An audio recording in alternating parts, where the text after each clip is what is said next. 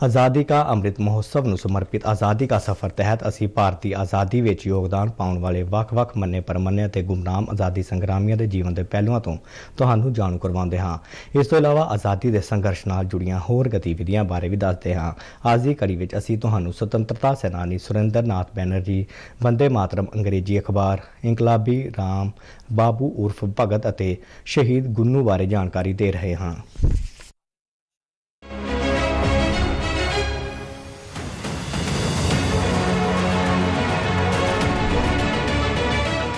ਅੱਜ ਦੀ ਕੜੀ ਵਿੱਚ ਅਸੀਂ ਸੁਤੰਤਰਤਾ ਸੈਨਾਨੀ ਸੁਰਿੰਦਰ ਨਾਥ ਬੈਨਰਜੀ ਨੂੰ ਯਾਦ ਕਰ ਰਹੇ ਹਾਂ, ਜਿਨ੍ਹਾਂ ਦੀ 6 ਅਗਸਤ 1925 ਨੂੰ ਮੌਤ ਹੋ ਗਈ ਸੀ।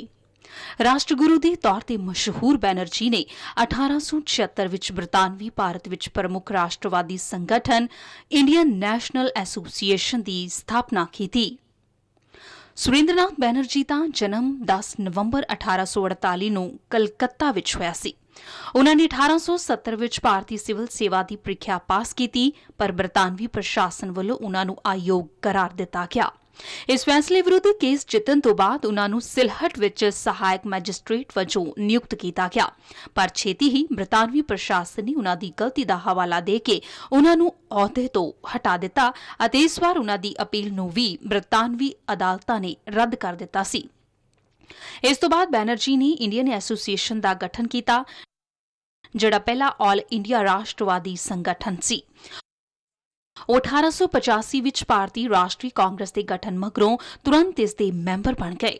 ਉਨ੍ਹਾਂ ਨੇ 1905 ਵਿੱਚ ਬੰਗਾਲ ਦੀ ਵੰਡ ਦਾ ਜ਼ੋਰਦਾਰ ਢੰਗ ਨਾਲ ਵਿਰੋਧ ਕੀਤਾ। ਸੁਰਿੰਦਰ ਨਾਥ ਬੈਨਰਜੀ ਇਸ ਅੰਦੋਲਨ ਵਿੱਚ ਸਭ ਤੋਂ ਅੱਗੇ ਰਹੇ।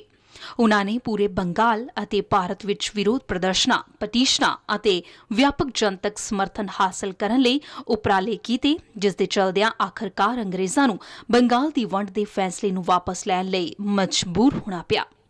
ਉਹ ਸਵਦੇਸ਼ੀ ਅੰਦੋਲਨ ਦੀ ਇੱਕ ਮਹੱਤਵਪੂਰਨ ਹਸਤੀ ਸਨ। ਬੈਨਰਜੀ, ਗੋਪਾਲ ਕ੍ਰਿਸ਼ਨ ਗੋਖਲੇ ਅਤੇ ਸਰੋਜਨੀ ਨਾਇਡੂ ਵਰਗੇ ਭਾਰਤੀ ਆਗੂਆਂ ਦੇ ਸਰਪ੍ਰਸਤ ਸਨ। ਭਾਰਤੀ ਆਜ਼ਾਦੀ ਅੰਦੋਲਨ ਦੀ ਇਸ ਪ੍ਰਮੁੱਖ ਆਗੂ ਸੁਰਿੰਦਰ ਨਾਥ ਬੈਨਰਜੀ ਨੇ 6 ਅਗਸਤ 1925 ਨੂੰ ਆਖਰੀ ਸਾਹ ਲਿਆ। ਇਸ ਰਾਸ਼ਟਰਵਾਦੀ ਨੇਤਾ ਸੁਰਿੰਦਰ ਨਾਥ ਬੈਨਰਜੀ ਨੂੰ ਨਮਨ। ਵੰਦੇ ਮਾਤਰਮ ਅੰਗਰੇਜ਼ੀ ਅਖਬਾਰ ਦਾ ਪ੍ਰਕਾਸ਼ਨ 6 ਅਗਸਤ 1905 ਨੂੰ ਕੋਲਕਾਤਾ ਤੋਂ ਸ਼ੁਰੂ ਹੋਇਆ। ਇਸ ਦੀ ਸਥਾਪਨਾ ਵਿਪਨ ਚੰਦਰਪਾਲ ਨੇ ਕੀਤੀ ਸੀ ਅਤੇ ਇਸ ਦੇ ਸੰਸਥਾਪਕ ਅਰਬਿੰਦੋ ਘੋਸ਼ ਸਨ। ਵੰਦੇ ਮਾਤਰਮ ਦਾ ਮੰਤਵ ਭਾਰਤੀਆਂ ਨੂੰ ਪੂਰਨ ਆਜ਼ਾਦੀ ਦੀ ਮਨੋਰਥ ਲਈ ਕੀਤੇ ਜਾਣ ਵਾਲੇ ਸੰਘਰਸ਼ ਲਈ ਤਿਆਰ ਕਰਨਾ ਸੀ। ਇਸ ਦੇ ਸਟਾਫ ਵਿੱਚ ਨਾ ਸਿਰਫ ਵਿਪਨ ਚੰਦਰਪਾਲ ਅਤੇ ਅਰਬਿੰਦੋ ਘੋਸ਼ ਸਗੋਂ ਕੁਝ ਹੋਰ ਬਹੁਤ ਹੀ ਯੋਗ ਲੇਖਕ ਸ਼ਿਆਮ ਸੁੰਦਰ ਚੱਕਰਵਰਤੀ, ਹਮਿੰਦਰ ਪ੍ਰਸਾਦ ਘੋਸ਼ ਅਤੇ ਬਿਜੋਏ ਚੈਟਰਜੀ ਵੀ ਸ਼ਾਮਲ ਸਨ। ਅਰਬਿੰਦੋ ਨੇ ਅਖਬਾਰ ਵਿੱਚ ਕ੍ਰਾਂਤੀ ਦੀ ਸਿਆਸੀ ਦਰਸ਼ਨ ਤੇ ਲੇਖਾਂ ਦੀ ਇੱਕ ਲੜੀ ਪ੍ਰਕਾਸ਼ਿਤ ਕੀਤੀ।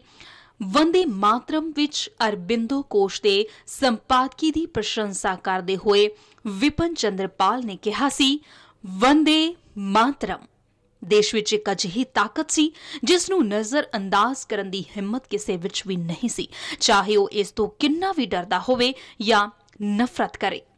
ਅਰਬਿੰਦੋ ਨਵੀਂ ਮੈਗਜ਼ੀਨ ਵਿੱਚ ਪ੍ਰਮੁੱਖ ਅਤੇ ਕੇਂਦਰੀ ਸ਼ਖਸੀਅਤ ਸਨ। ਨੈਸ਼ਨਲ ਕਾਲਜ ਵਿੱਚ ਉਨ੍ਹਾਂ ਨੂੰ ਜਿਹੜੇ ਮੌਕੇ ਨਹੀਂ ਮਿਲੇ, ਉਹ ਸਾਰੇ ਉਨ੍ਹਾਂ ਨੂੰ ਵੰਦੇ ਮਾਤਰਮ ਦੇ ਪੰਨਿਆਂ ਵਿੱਚ ਮਿਲੇ, ਜਿਸ ਨਾਲ ਕੁਝ ਨੌਜਵਾਨਾਂ ਦੇ ਅਧਿਆਪਕ ਬਣਨ ਦੀ ਬਜਾਏ ਉਨ੍ਹਾਂ ਨੂੰ ਪੂਰੇ ਦੇਸ਼ ਦੇ ਨੌਜਵਾਨਾਂ ਦਾ ਅਧਿਆਪਕ ਬਣਨ ਦਾ ਮੌਕਾ ਮਿਲ ਗਿਆ। ਵੰਦੇ ਮਾਤਰਮ ਮੈਗਜ਼ੀਨ ਜਨਤਾ ਨੂੰ ਬਦਲਣ ਅਤੇ ਉਨ੍ਹਾਂ ਨੂੰ ਕ੍ਰਾਂਤੀ ਲਈ ਤਿਆਰ ਕਰਨ ਦੇ ਪ੍ਰਭਾਵ ਦੇ ਮਾਮਲੇ ਵਿੱਚ ਲਗਭਗ ਬੇਮਿਸਾਲ ਸੀ। ਅੱਜ ਅਸੀਂ ਬਿਹਾਰ ਦੇ ਪਟਨਾ ਦੇ ਰਹਿਣ ਵਾਲੇ ਇਨਕਲਾਬੀ ਰਾਮ ਬਾਬੂ ਉਰਫ ਭਗਤ ਨੂੰ ਵੀ ਯਾਦ ਕਰ ਰਹੇ ਹਾਂ। ਉਹ ਹਿੰਦੁਸਤਾਨ ਸੋਸ਼ਲਿਸਟ ਰਿਪਬਲਿਕਨ ਆਰਮੀ ਦੇ ਵਰਕਰ ਸਨ। ਉਹ ਪਟਨਾ ਸ਼ਹਿਰ ਵਿੱਚ ਸੁਤੰਤਰਤਾ ਅੰਦੋਲਨ ਦੌਰਾਨ ਸਰਗਰਮ ਰਹੇ। ਇੱਕ ਦਿਨ ਅੰਗਰੇਜ਼ਾਂ ਦੇ ਖਿਲਾਫ ਵਰਤੋਂ ਕਰਨ ਦੀ ਮੰਤਵ ਨਾਲ ਤਿਆਰ ਕੀਤੇ ਜਾ ਰਹੇ ਬੰਬ ਦੇ ਧਮਾਕੇ ਵਿੱਚ ਉਹ ਗੰਭੀਰ ਰੂਪ ਵਿੱਚ ਜ਼ਖਮੀ ਹੋ ਗਏ।